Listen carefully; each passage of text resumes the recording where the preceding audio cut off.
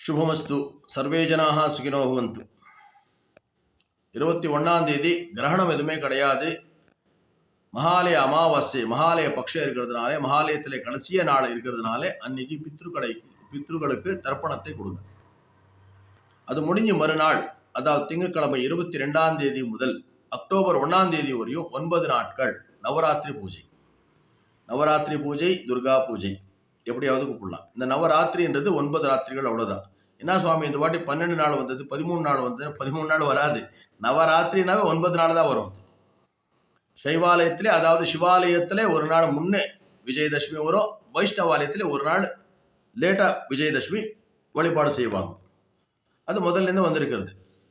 So நமக்கு இங்கே வந்துட்டு 22ஆம் தேதி ஆரம்பித்து அக்டோபர் 1ஆம் தேதி விஜயதசமி. சில பேருக்கு அக்டோபர் 2ஆம் தேதி விஜயதசமி. அது அவங்கவுங்க கோவிலுக்கு சம்மந்தப்பட்ட விஷயம். நம்ம பிள்ளையார் கோயிலில் 22ஆம் தேதி ஆரம்பித்து 1ஆம் தேதி முடியும். டெய்லி சாயங்காலம் வந்துட்டு 6 மணிக்கு பிள்ளையாரோட சேர்த்து அம்பாளுக்கும் அபிஷேகம் ஆன பிறகு அலங்காரம் ஆகும்போதே விஷ்ணு சஹஸ்ரநாமம், லலிதா சஹஸ்ரநாமம், லலிதா திரிஷதி, குங்குமார்ச்சனை முடிஞ்ச பிறகு மகிஷாசுர மர்தினி ஸ்தோத்திர பாராயணம் பண்ணணும்.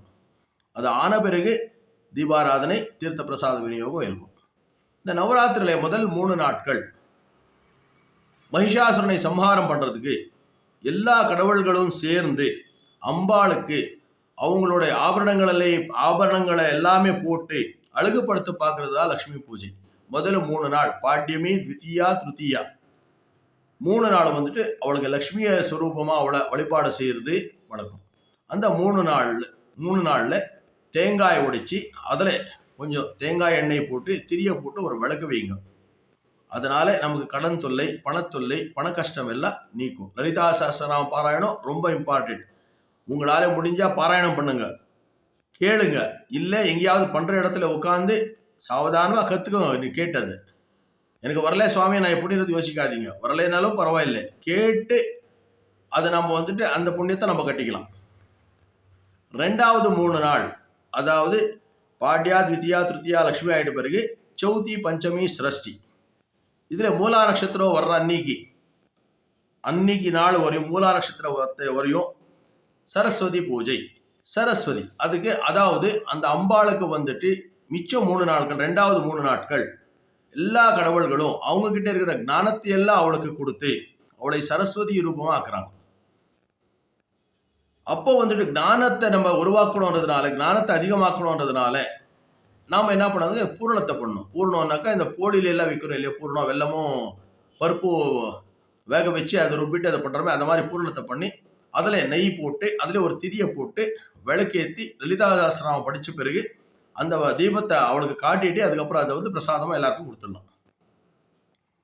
3வது 3 நாட்கள், அதாவது சப்தமி, அஷ்டமி, நவமி, அந்த 3 நாட்கள் வந்துட்டு அவளுக்கு எல்லாருமே சேர்ந்து அவங்க கிட்டே இருக்கிற ஆயுதங்கள் எல்லாம் கொடுத்து மகிஷாசுரனை சம்ஹாரம் பண்ணுறதுக்கு அவளை அனுப்பும் போது துர்கையா அவளை அவதாரம் பண்ணி அவளை அனுப்புவாங்க.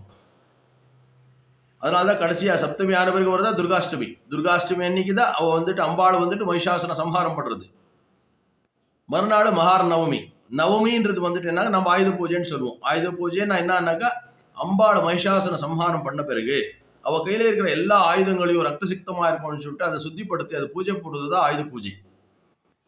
இது முடிஞ்ச பிறகு இந்த 9 நாள் முடிஞ்சு மறாவது நாள் விஜயதசமின்னு அன்னைக்கு என்னன்னாக்கா, அந்த மகிஷாசுரன் இறந்து போயிட்டான் அப்படின்னு சொல்லிட்டு எல்லாருமே சேர்ந்து ஒரு பண்டிகையை கொண்டாடுறது தான் விஜயதசமி. விஜயதசமி நவராத்திரியில் வராது. 9 ராத்திரிகள் மட்டும்தான் நவராத்திரி. 10வது நாள் விஜயதசமி வந்துட்டு பண்டிகை பண்ணுறது. இந்த 9 நாட்களை இந்த அம்பாளை நம்ம வந்துட்டு நவதுர்கையெல்லாம் நம்ம கூப்பிடுவோம். நவதுர்கையருக்கு வந்துட்டு ஒரு நாளைக்கு ஒரு மாதிரி இருப்பாங்க. அம்பாளை நவதுர்கையை நம்ம கூப்பிடும்போது சைலபுத்ரி, பிரம்மச்சாரிணி, சந்திரகண்டா, கூஷ்மாண்டா, ஸ்கந்தமாதா, காத்தியாயினி, காலராத்திரி, மகாகௌரி, சித்திதாத்ரி அப்படின்னு சொல்லிட்டு 9 தாயாரையும் கூப்பிட்டு நம்ம வழிபாடு செய்கிறது தான் நவராத்திரி பூஜை. ಇದು ரொம்ப ಮುಖ್ಯವಾದದ್ದು நம்மளுக்கு. 22ನೇ ತಾರೀಕಿನಿಂದ ಹಿಡಿದು ಅಕ್ಟೋಬರ್ 1ನೇ ತಾರೀಕಿನವರೆಗೂ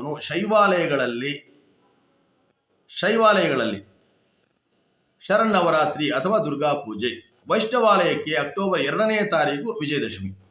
ಶೈವಾಲಯಗಳಲ್ಲಿ ಅಕ್ಟೋಬರ್ 1ನೇ ತಾರೀಕಿಗೆ ವಿಜಯದಶಮಿಯನ್ನು ಮಾಡತಕ್ಕಂಥದ್ದು. ಏಕೆಂದರೆ 9 ರಾತ್ರಿಗಳನ್ನು ಸೇರಿ ಮಾಡತಕ್ಕಂಥದ್ದು ನವರಾತ್ರಿ ಪೂಜೆ ಅನ್ನತಕ್ಕಂಥದ್ದು. ನವರಾತ್ರಿಯಲ್ಲಿ ದೇವಿಯನ್ನು ಬಂದ್ಬಿಟ್ಟು ನಾವು ಶೈಲಪುತ್ರಿ, ಬ್ರಹ್ಮಚಾರಿಣಿ, ಚಂದ್ರಘಂಟ, ಕೂಷ್ಮಾಂಡ, ಸ್ಕಂದಮಾತಾ, ಕಾತ್ಯಾಯಿನಿ, ಕಾಳರಾತ್ರಿ, ಮಹಾಗೌರಿ, ಸಿದ್ಧಿದಾತ್ರಿ ಅಂಥೇಳಿ ನವದುರ್ಗಿಯರನ್ನು ಪ್ರಾರ್ಥನೆ ಮಾಡಿ ಮಹಿಷಾಸುರ ಸಂಹಾರಕ್ಕೋಸ್ಕರ ಅವಳನ್ನು ಎಲ್ಲ ದೇವಾನುದೇವತೆಗಳು ಸೇರಿ ಅವಳಿಗೆ ಅಲಂಕಾರವನ್ನು ಮಾಡಿ ಲಕ್ಷ್ಮೀ ಕಟಾಕ್ಷವನ್ನು ಅವಳಿಂದ ಪಡೆಯಬೇಕು ಅಂಥೇಳಿ ಅವಳಿಗೆ ಲಕ್ಷ್ಮಿಯ ರೂಪವನ್ನು ಕೊಡಲಿಕ್ಕೆ ಇರತಕ್ಕಂಥ ಎಲ್ಲ ಆಭರಣಗಳನ್ನು ಅಲಂಕಾರ ಮಾಡಿ ಅವಳನ್ನು ಲಕ್ಷ್ಮಿಯನ್ನಾಗಿ ಪುನರಾವರ್ತನೆ ಮಾಡತಕ್ಕಂಥದ್ದೇ ಮೊದಲ 3 ದಿವಸ ನವರಾತ್ರಿಗಳಲ್ಲಿ. ಪಾಡ್ಯ, ದ್ವಿತೀಯ, ತೃತೀಯ ಈ 3 ದಿವಸಗಳಲ್ಲಿ ನಮ್ಮ ಕಷ್ಟಗಳು, ಹಣದ ಕಷ್ಟ, ವ್ಯಾಪಾರದಲ್ಲಿ ನಷ್ಟ ಇವೆಲ್ಲ ಸರಿ ಹೋಗಬೇಕು ಅಂತೇಳಿ ದೇವಿಯನ್ನು ಲಲಿತಾ ಸಹಸ್ರನಾಮ ಪಾರಾಯಣ ಮಾಡೋಕ್ಕೆ ಮೊದಲು ತೆಂಗಿನಕಾಯಿಯಲ್ಲಿ ಕೊಬ್ಬರಿ ಎಣ್ಣೆಯನ್ನು ಹಾಕಿ ಬತ್ತಿಯನ್ನು ಹಾಕಿ ದೇವಿಯ ಮುಂದೆ ಹಚ್ಚಿ ಲಲಿತಾ ಸಹಸ್ರನಾಮವನ್ನು ಪಾರಾಯಣ ಮಾಡಿದ್ರೆ ಕಷ್ಟಗಳು ಖಂಡಿತವಾಗಿಯೂ ನಿವಾರಣೆ ಆಗುತ್ತೆ. 2ನೇ 3 ದಿವಸ ಚೌತಿ, ಪಂಚಮಿ, ಷಷ್ಠಿ ಅದರಲ್ಲಿ ಮೂಲ ನಕ್ಷತ್ರ ಬರೋವರೆಗೂ ಸರಸ್ವತಿ ಪೂಜೆ. ಅಂದರೆ 2ನೇ 3 ದಿವಸಗಳಲ್ಲಿ ದೇವಾನುದೇವತೆಗಳೆಲ್ಲ ಸೇರಿ ತಮ್ಮಲ್ಲಿರತಕ್ಕಂಥ ಜ್ಞಾನವನ್ನು ಆ ತಾಯಿಗೆ ಕೊಟ್ಟು ಅವಳನ್ನು ಸರಸ್ವತಿಯನ್ನಾಗಿ ಪರಿವರ್ತನೆ ಮಾಡ್ತಾರೆ. ಆ ಮೂಲ ನಕ್ಷತ್ರದ ಬರತಕ್ಕಂಥದ್ದು ಸರಸ್ವತಿ ಪೂಜೆ. ಆ ದಿನಗಳಲ್ಲಿ ನಾವು ಈ ಹೋಳಿಗೆಗೆ ಮಾಡ್ತಕ್ಕಂಥ ಹೂರ್ಣವನ್ನು ಕಡಲೆಬೇಳೆ ಅಥವಾ ತೊಗರಿಬೇಳೆ ಯಾವುದಾದ್ರೂ ಪರವಾಗಿಲ್ಲ, ಬೇಳೆಯನ್ನು ಬೇಯಿಸಿ ಕೊಬ್ಬರಿ ಮತ್ತು ಬೆಲ್ಲವನ್ನು ಸೇರಿಸಿ ಹೂರ್ಣವನ್ನು ಮಾಡಿ ಅದರಲ್ಲಿ ನಾವು ತುಪ್ಪವನ್ನು ಹಾಕಿ ಬತ್ತಿಯನ್ನು ಹಾಕಿ ಅದರಲ್ಲಿ ದೀಪ ಹಚ್ಚತಕ್ಕಂಥದ್ದು. ಅದನ್ನು ಹಚ್ಚಿ ಲಲಿತಾ ಸಹಸ್ರನಾಮವನ್ನು, ಲಲಿತಾ ತ್ರಿಶತಿಯನ್ನು ಪಾರಾಯಣ ಮಾಡ್ತಕ್ಕಂಥದ್ದು. ಆ ನಂತರ ಅದನ್ನು ನೀವು ಪ್ರಸಾದವನ್ನಾಗಿ ಕೊಡಬಹುದು.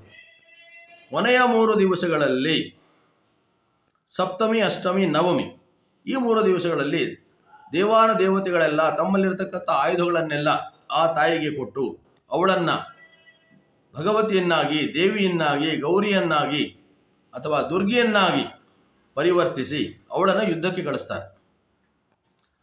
ಅವಳು ಹೋಗಿ ದುರ್ಗಾಷ್ಟಮಿಯ ದಿನ ಮಹಿಷಾಸುರನನ್ನು ಸಂಹಾರ ಮಾಡ್ತಾಳೆ.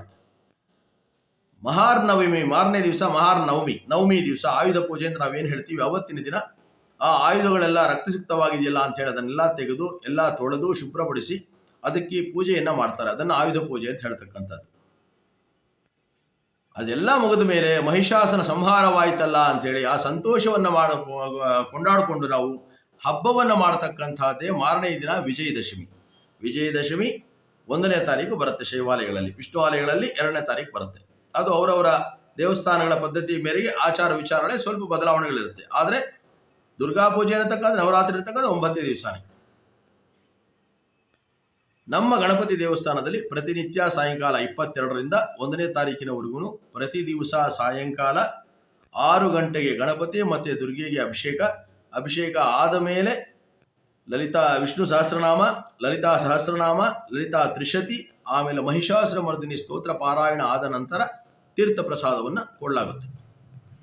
ಇದರಲ್ಲಿ ಎಲ್ಲ ಭಕ್ತಾದಿಗಳು ಬಂದು ಸೇರಿ ಕುಂಕುಮಾರ್ಚನೆಯೂ ಇರುತ್ತೆ. ಕುಂಕುಮಾರ್ಚನೆಯಲ್ಲಿ ನೀವೇ ನಿಮ್ಮ ಕೈಯಾರೆ ಲಲಿತಾ ಸಹಸ್ರನಾಮಕ್ಕೆ ಕುಂಕುಮಾರ್ಚನೆಯನ್ನು ಮಾಡಿ ಆ ದೇವಿಯ ಕೃಪೆಗೆ ಪಾತ್ರರಾಗಿ ನಮ್ಮ ಸನಾತನ ಧರ್ಮವನ್ನು ಎತ್ತಿ ಹಿಡಿಯಬೇಕು ಅಂತ ಪ್ರಾರ್ಥನೆ. ಸರ್ವೇ ಜನಾಃ ಸುಖಿನೋ ಭವಂತು. ಸಮಸ್ತ ಸನ್ಮಂಗಳ